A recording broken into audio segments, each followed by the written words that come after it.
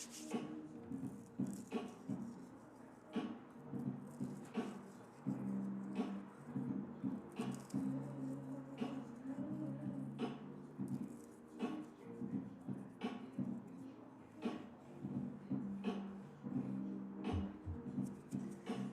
you're the reason.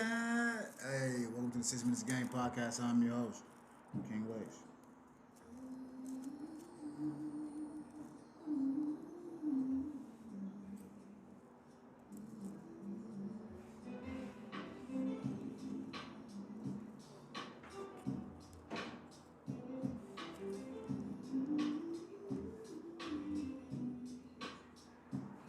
Eagles 1-7.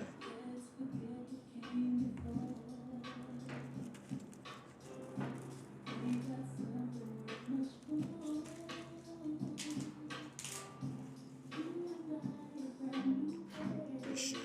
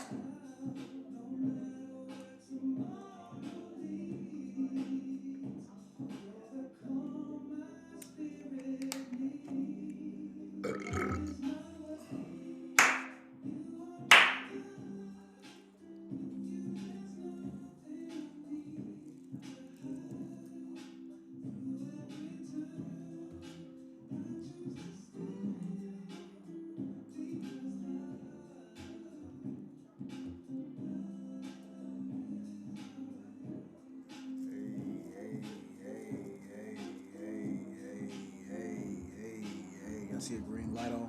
I mean, we live. I mean, it's hot. Hey, man, welcome back to the 6 Minutes of Game Podcast. I'm your host, King Lex.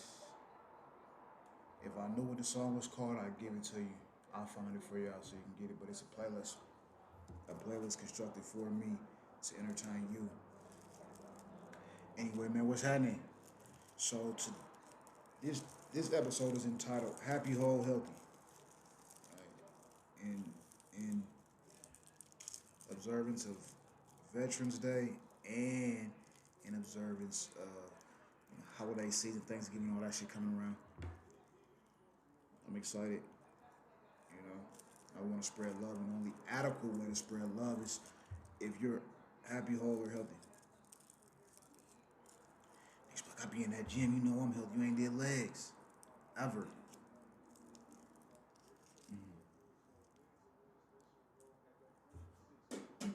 Like I get to it, you know I'm happy.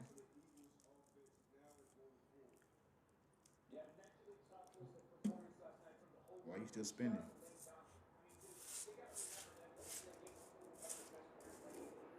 I got my bitch, I got my kids, I got my hey, everything good, I'm whole. Why you still posting?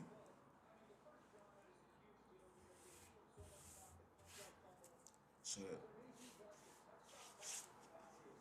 this episode here is called Happy Whole Healthy. Y'all hear me all right? Say 15:43. I can't tell. So, and we'll make that apply to everything. Anything we address here today, we'll make that apply to all of them. Man, the Broncos, the Nuggets, the fucking Veterans Day, Thanksgiving. It'll apply to everything we discuss here today. Like that. Yeah. I know it. Thank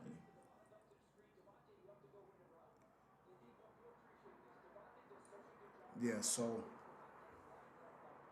happy, whole, healthy.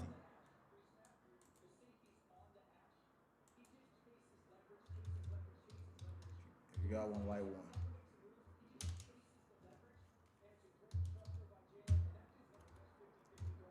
Match.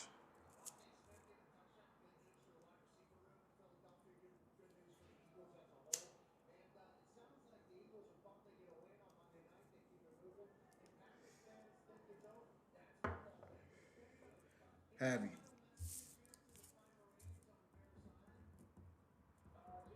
I had a homie in the penitentiary named Happy. West Side dude. Tattoos all on his face. Cool motherfucker. He wasn't always happy though, but his name was Happy. But he tried his best to, keep us uplifted. Oh, Happy ass. I don't know where Happy at, but if Happy still in, free Happy. If Happy out, Happy get with me, bro. It's slow. All right. Happy. Feeling or showing pleasure or contentment. Having a sense of confidence in or satisfaction with a person, arrangement, or situation.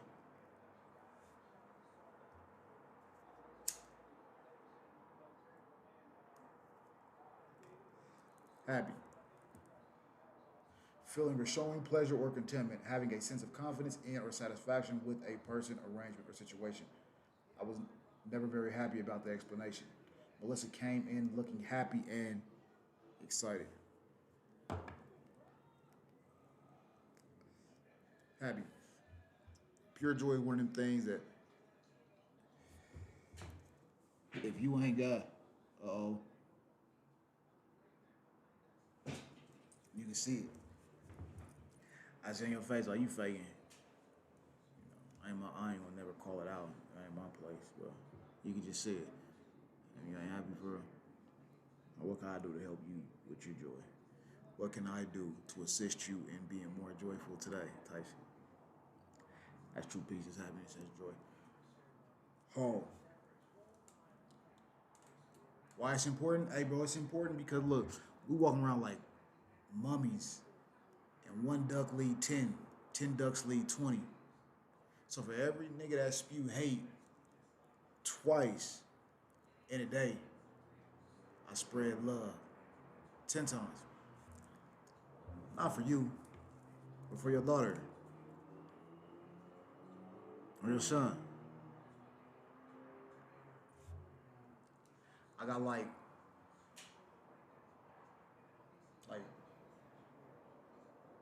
to do not to not everybody because everybody didn't grow up together, but the, the dudes I grew up with, majority of them drug addicts. I mean, like smoking fentanyl, cocaine, methamphetamine, you know, and that stems from being involved in shit we probably ain't had no business being involved in at such a young age and being shell shocked. So in order to deal with the fear or the whatever, you know what I mean, deal with the intimidation, snort a little blow, pop a pill, whatever. But now that shit's coming back, you know what I mean, in a form of drug addiction. But all that shit could have been avoided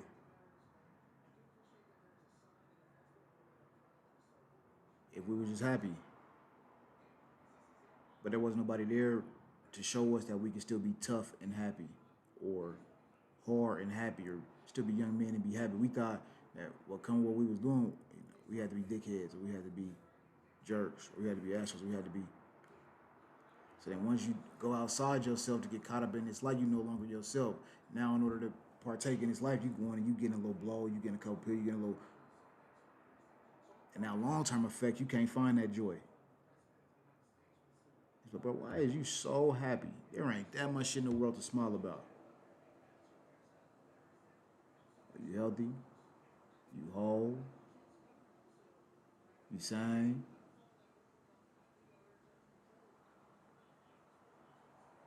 I guess if you don't get to see both extremes, then it's easier for you, right? You like, shit, well, I don't gotta go through that. That's cool. Lack of empathy.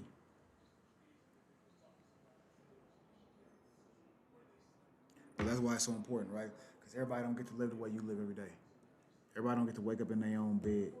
Everybody don't get to drive their own vehicles. Everybody don't get to, you know what I mean?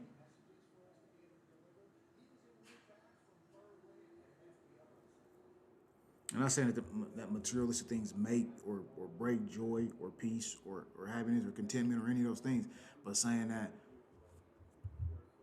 there are people that are making do with far less.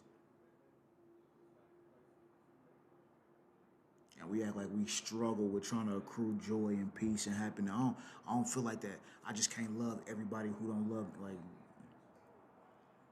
then don't. But that's why, you know what I mean? Because there are people, there's people who want to know, like, well, how? How? First thing is you can't be unequally yoked. You can't never, a house divided will never stand. So you can't go there believing in love as they spew hate for you. Eventually one dam gonna break. You know what I mean? A house divided will never stand, bro. So I can't be over here talking football in Ball Arena. They're not gonna get it. Anyway, whole. That's important because then at that point, when people are paying attention to your joy and your contentment and your peace, now they want to know who you are as a person. Well, are you happy aloof? Are you happy, lost and confused? Are you happy and just out here? Or are you happy and whole? You stand on something. You got some sustenance to you.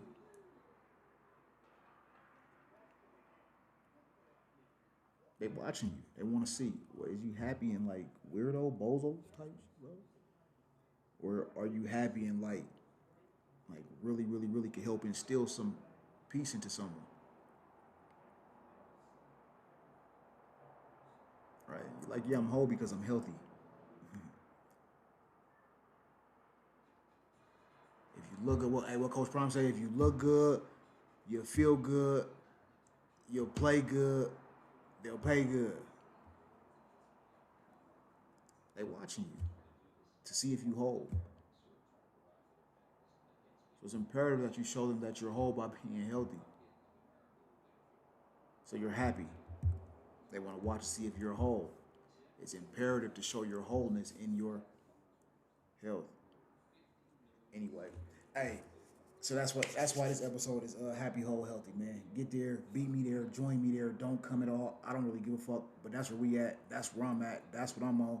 And that girl with that gap is beautiful. Hey. So let's start with the Broncos. Happy, fucking right. Whole. It's a couple things we can work on, but I'm always be harsher than the average fan. Um, Healthy.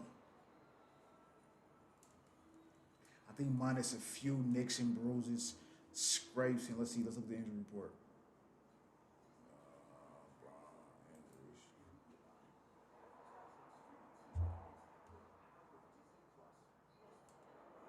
Pastor Tan's questionable. Marvin Mims is questionable. Nate Atkins is questionable. Alex Singleton is questionable. I don't know if y'all pay attention to the Broncos, but prayers up for Alex Singleton, right? Alex Singleton went in to get, I think, like a routine check, physical, and tested positive for where they found a cancerous cell in his testicles. So prayers up for Alex Singleton, man. You know what I mean? J.K. Dobbins suffered a foot injury. He's questionable. Jonah Ellis is questionable. Kareem Reed is questionable. Lucas Cole is on injury reserve. Garrett Wallow is on injury reserve. Matt Pert is on injury reserve. Ben Powers on injury reserve. Drew Sanders on injury reserve. Michael Burns on injury reserve. Nick Gargulio is on injury reserve. Matt Hennison is on injury reserve. And Johnny Walker Jr. is on injury reserve. So, yeah, as far as health goes, major components or key factor pieces consist of players like Passertan, Marvin Mims, maybe Nate Atkins, Alex Singleton, and J.K. Dobbins. Not all the way healthy, but J.K. Dobbins, um, R.J. Hervey could spell him, for a game. And who else? I forgot the third. Let me see. We'll be okay for a game. With J.K. Dobbins, or even if he's just 60%, he could take half of the reps he usually takes. Would benefit off of that as well. Start thinking about playoff football. It's almost time to start thinking about playoff football. Like halfway through the season, you know, start like really, really. You start to consider like strength of schedule, strength of the remaining schedule, and who you've already played, who you've already won or lost to, and that starts to go into like the game planning. Constructing a game plan. You don't get anybody hurt. Of course, you want everybody here, but postseason is win or go home. And that's different than want everybody here. My nigga now kind of need everybody here. But maybe Jonah Ellis, and that's about it, man. But hopefully they're questionable, and it's still early in the week, man. It's Tuesday. You got until what, like Friday? Either Friday or Saturday to declare them injured or fully healthy. So, whole. It's looking like the Broncos are an all-around team at this point. If you think about that 2013 Super Bowl, right when we lost, our offense was like dynamic, prolific. You know what I mean? Breaking records, and Peyton Manning was doing his thing. DT had his shit going on. No Sean Moreno crying big crocodile last tears before the game started and all that good ass shit. But they say we were soft. We ain't had no edge. They ran us off the motherfucking field. Remember Marshawn Lynch and Richard Sherman and them boys. And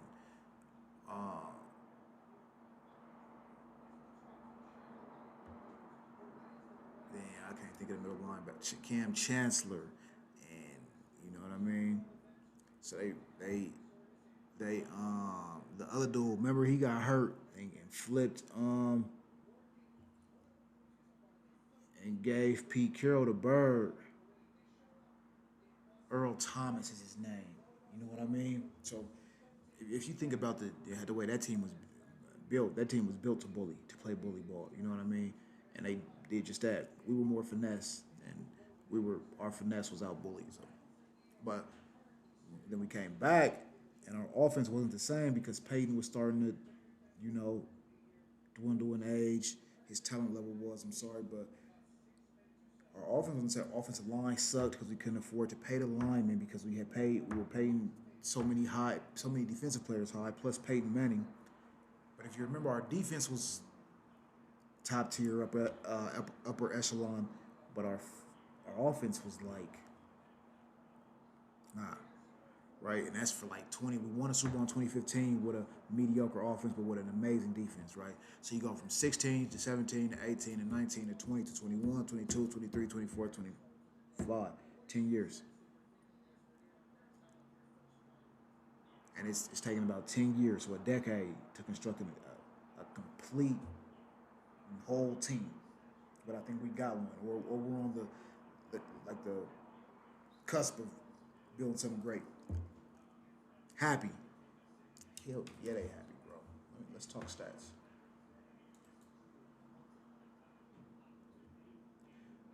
Up to this point, Bo Nix has thrown for 2,126 yards. J.K. Right? This is week. Give me a second. 9 or week 10. This is week 9.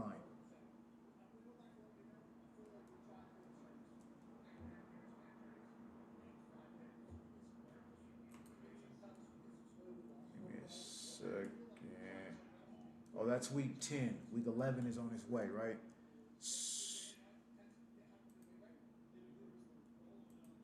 It's week 10. Week 11 is on its way. So at week 10, that means there's still 7 games left. 7 weeks left.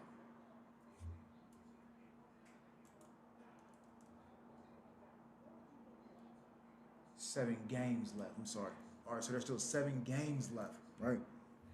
So if he's throwing for 2,100 yards already, we'll just say halfway point. He's on pace to throw for 4,000 yards. A little less, 3,000 and some change. J.K. Dobbins has 772 yards.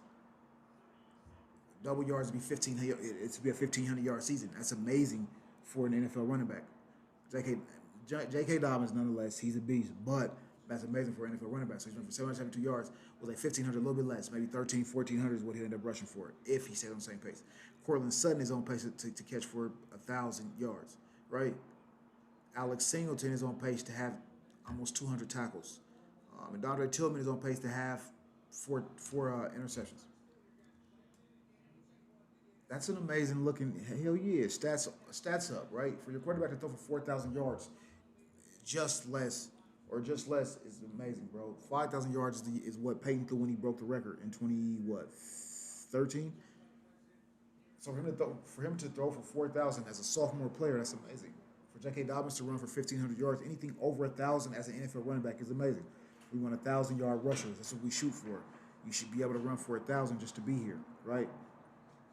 And then Cortland Sutton to catch to receive for 1,000 yards. That's another big for us. That's a plus. And we're in the beginning half of the season. We still have the second half of the season. Climate comes into play. Agility comes into play. So, and that's not just for us. That's for other teams as well, right? So we plot and prep for other teams' lack of agility, or you know, our poor climate or their poor climate, whatever, however it may go. But so right now we 8-2 on the season, right? Next we got the Chiefs, and I said it. I said that if we could beat Dallas and we could beat out Houston and we can go ahead and beat Las Vegas, right? If we could beat Kansas City, we can kind of coast, right? Don't know why you would want to, but you kind of could. We have, if we beat Kansas City on Sunday, we have Washington, we have Vegas again in Vegas, right? We have Green Bay here, we have Jacksonville here, then we have Kansas City back in Kansas City, and then we have the Chargers. However, we can allow for Kansas City to win both of those games. The easier game to win will be the one in Colorado because of the elevation, right? So this game here, we kind of hope we take this one so that we don't have to go into Kansas City on Christmas and try to win one. It's going to be cold. The field going to be hard. You know how Arrowhead looks in the winter, right? And then if we can go to Washington, even if we won or lose at Washington, that'll put us 9-3 on the season, right? And then if we went into Vegas and let's just say we won, it's looking like we probably will take that one. That'll put us 10-3 on the season. Then Green Bay came here and we lost. That'll make us 10-4. We should be able to beat Jacksonville, which will make us 10-5. Then we lose to Kansas City, that makes us 10-6. And then win at LA because we have to split. We can't let them just win out totally. So we win at LA, that makes us 11-6, and still possibly at the top of the AFC West. Kansas City is already 5-4, right? So that's us losing four and them losing two more. We'd have to lose four for them to lose two before they lost two, right? We could, I mean, not saying that we want to, but saying that we'd be able to if we were to fall. Right? So a slip isn't a fall. You get what I'm saying? You could always shake back. Damn, is that going to ruin our playoff chances? Nah, man. We at top of at top of our division, at top of our conference, at top of the AFC, at top of the AFC West, um, and we won so much that we really don't have to. If we were to drop one, it wouldn't really make us a big difference. You know what I'm saying? So happy, hell yeah.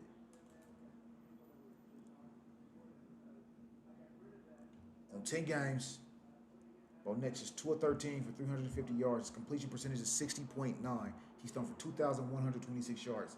He's averaging 6.1 yards a pass and 212.6 yards a game. His longest throw was 52 yards.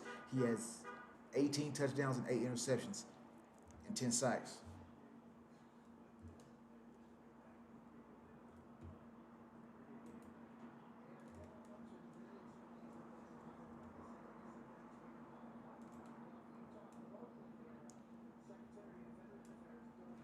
Rushing, J.K. Dobbins has 153 carries for 772 yards. He's averaging 5 yards a carry. His longest 41 yards. He has 4 touchdowns. R.J. Harvey has 50 carries for 214 yards. He's rushing for 4.3 yards a carry. His longest was 50 yards. Bo Nix is our third leading rusher. I'm sorry. Bo Nix is our third leading rusher with 47 carries for 205 yards. It's Michael Vick-esque, Tim Tebow-esque. You know what I mean? His improbability is what's making Bo great. His arm is amazing. His leadership is amazing. His ability is amazing. But a little bit more than halfway through the season, he's rushed for 214 yards. For an NFL quarterback to rush for 500 yards is amazing. Way to go, Bo. Leading our receiving core is Cortland Sutton, 41 receptions on 66 targets for 590 yards. He's averaging 14.4 yards a catch. He has 4 touchdowns. And then second is Troy Franklin, followed by Marvin Mims, and then Evan Ingram. Troy Franklin is 42 of 73 for 425. Marvin Mims is 22 of 32 for 234. And then Evan Ingram is 28 of 45 for 227. So we could use some help receiver-wise, and I said we should go get Christian, dude from Green Bay. Christian, when we come back from break, I'll let you know who. But we should have went and got him. Christian Watson, I believe is his name. We should have went and got him, and gave Bo a big orange. We in orange jerseys, right, or white jerseys, whatever, or blue jerseys with the orange trim. For if Bo was able to see this big ass orange cone, this 6'6" orange cone, and then it's a cornerback nightmare. It's a cornerback matchup nightmare because his 40 is crazy, so he can beat you off the ball. His hands are crazy. He's big, so you have to put maybe a safety and a corner on him. That leaves more room for Troy Franklin and Pat Bryant to get involved. But, Marvin Mims is a smaller body, and I feel like it's kind of congested there. You know what I mean? Well, I ain't going. It's going good right now, so why change it? Defense, Alex Singleton leads us in tackles with 36. Solo, with 89 total tackles. Talanoa Hufanga is second with 70. Brandon Jones is third with 61. Riley Moss is fourth with 48. And then Justin Stranad is fifth with 38. Like I said, we got the Chiefs next, right? So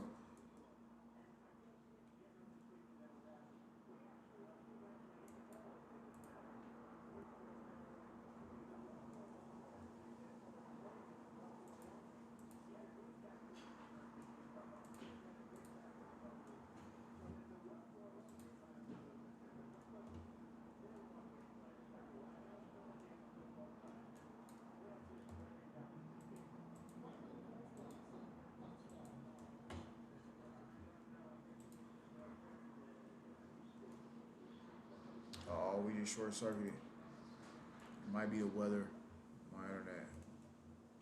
But yeah, so we got the Chiefs next, right?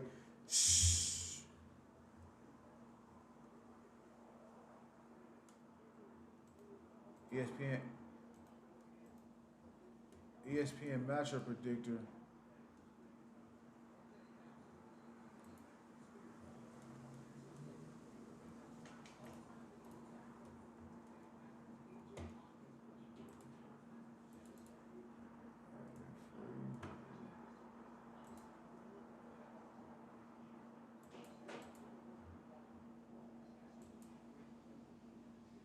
Yeah, we got the Chiefs next. So, and we play them here Sunday, right? We got a currently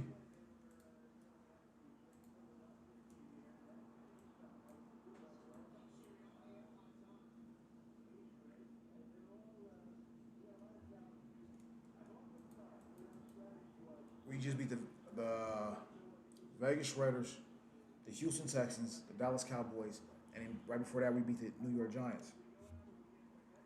We were in Houston. We went to Houston and beat Houston. That's big. And then we have Kansas City here. Aren't too many teams I see coming through um, here and beating up on the Broncos. It's different here, bro. It's hard to play here. Um, the elevation, the climate, and then sometimes man you just get outballed, you get outplayed. Coach Payton's a hell of a coach. Bo Nix, if Bo Nix continues to play at the level he's playing at, keep the same consistency he's playing at, but I don't see too many teams coming through here and doing anything to us. And then the deeper that our receiving core gets, the more the receivers develop, the better we look, right? So you got like Troy Franklin looking amazing. And remember, he played in Oregon. He played at Oregon, where Bo Nix came from. And then you got like Pat Bryant. Pat Bryant, I seen him catch. I don't know what he caught for last week. I seen him like 4 spectacular catches, bro.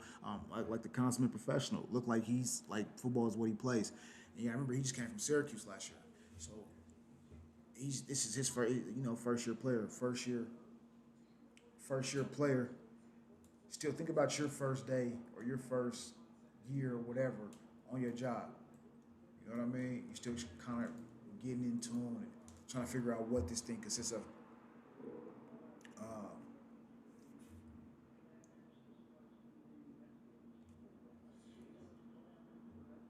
so you got Troy Franklin, you got Cortland Sutton, you got Marvin Mims, you got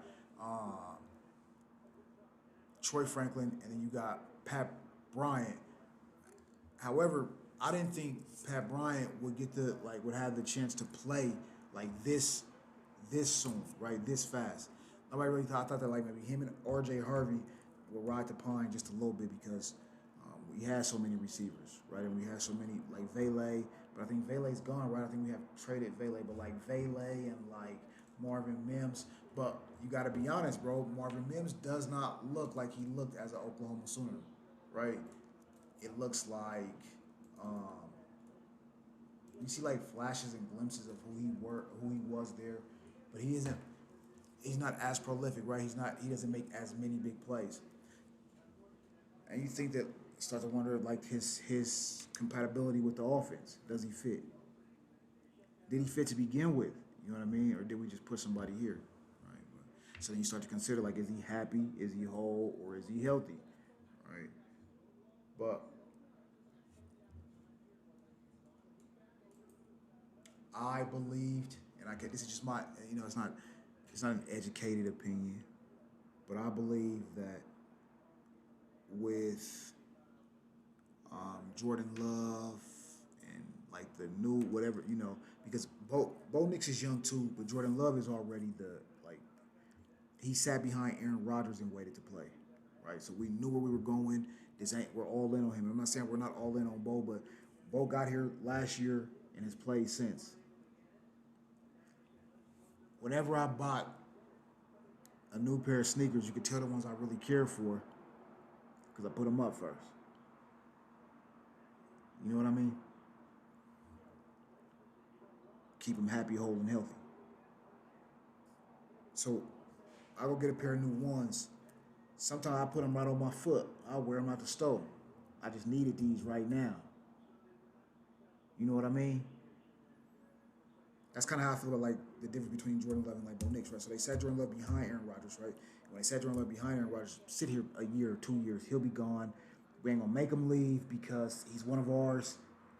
But if you just pay attention, we're going in a different direction. He'll get the vibe, he'll get it, and he'll take off. Jordan Love waited his turn. Now he's up. All right, Bo Nix didn't have to wait his turn at all. He just was like, they were like, we need a quarterback. All right, best one out the draft, go get Bo Nix and create around him. And that seems to be the Broncos' problem, right? That's why we can never end happy, whole, or healthy, right? Because we go get these temporary solutions, you know what I mean, or these permanent solutions that turn into temporary fixes. You know what I mean? So you go and you get Trevor Siemian, right? Trevor Siemian wasn't shit with the Vikings. He wasn't shit with the Jets. But he was going to be something with the Broncos. No. So you plug this cancerous piece in, and I'm not calling him cancer, but I'm saying his play was. And it made our offense sick, which in turn made our team sick, leaving us unhappy, unwhole, and unhealthy. Right? We had one good season where we believed in Trevor Siemian, like he was going to do the shit for us. Remember? Oh, yeah, there it goes. Hey, AFC first round, hey, wild card round. Here we go, guys. He kind of got there and shit the bed. So then, hey, who are we going to get money to? Captain Kirk. Remember? And then we would have plugged this piece, implemented this piece into our offense that is now riding pine in Atlanta, right? Or what about when we went to go get Joe Flacco or Jake Plummer? Or you get what I'm saying? We plug these pieces in. We're not looking for the cure. We're looking for someone to fill the place. And then we plug them in, and they're not whole or happy or all the way healthy. And then they cause in our offense that affects our team, affects our coaching staff. Now you're getting people fired. What's the man's name? He was Aaron Rodgers' offensive coordinator in Green Bay. And you telling me he can't coach? Fuck out of here. He's seen more great football than, you know what I mean, than 90% of the American population. And you're telling me he couldn't be a good coach for the Broncos. Just the one right before Coach Payton. You see Vance Joseph back on the sideline doing his defensive thing, right? Because in that position, he's happy, he's whole, and he's healthy. Great defensive mind. Doesn't mean he was supposed to, organize the entire team. So we flourish. The Broncos are flourishing now because Vance Joseph, as our defensive coordinator, is an amazing defensive mind. That's his forte, which makes him happy, whole, and healthy. Defense operating happy, whole, healthy. Then you got our offense with Bo Nix at the helm. To be on pace to rush for almost 500 yards in his sophomore season is amazing, bro, and I'll never live that down. Like, it's not quite Vic, but it's not Trevor Siemian. You know what I mean? To run for 500 yards as an NFL quarterback is amazing. We'll get some book work on that too. Look at like who we came in with. See, just trying those guys. You know what I mean? We just free. You gotta go freestyle off the top now because my computer froze up on me. Right? So yeah, with Bo Nix at the helm, and then you had J.K. Dobbins with his experience, and Cortland Sutton with his experience. You feel what I'm saying on offense, and then Drake Greenlaw with his experience on the defense, and then Pastor Tan with his talent on the defense, and then you got Jared Allen with his expertise on the defense, and then you got Nick Bonito with his talent on the defense. So you got talent complementing professionalism and expertise. That makes you happy, whole, and healthy, right? Because what I can do, I might not know. And what I know, I may not be able to do. That's when a team, right? That's when those pieces get to, you know what I mean? So that's why we happy, whole, and healthy. That's what it's looking like, happy, whole, and healthy, right? It's imperative as we go. It's the 11th, right? So we got 16 days before Thanksgiving. And it's imperative that we go into Thanksgiving happy, whole, and healthy because your mental instability isn't their burden. What you going through ain't my problem, bro. And as much as I care, and as much as I, want to take that on for you and wear it, it just ain't mine to wear. And as long as you go through this thing called life, thinking that your financial, your physical, your emotional burden is for Facebook, it's for your friends because them your friends, so I can go vent to them because them is my friend. It's not their job, it's not their place. It's your place to be happy, whole, and healthy. Your smile is yours to gain.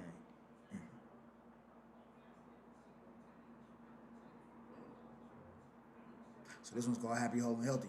Hey, I don't want you friend. Listen, don't come. I don't want to eat with you, with your face turned up. We got too much shit to be joyful over for you to be sitting there with the long face like somebody done wronged you 10 times over. Your job to be happy, whole, and healthy. It ain't mine. And it ain't theirs, and it ain't his, and it ain't hers. If you feel like shit is because you do shitty shit, and you need to do better shit so that you don't feel like a shitty person. And if you got tears in your eyes because of this episode right here, bro, I ain't talking to you. I don't even know you.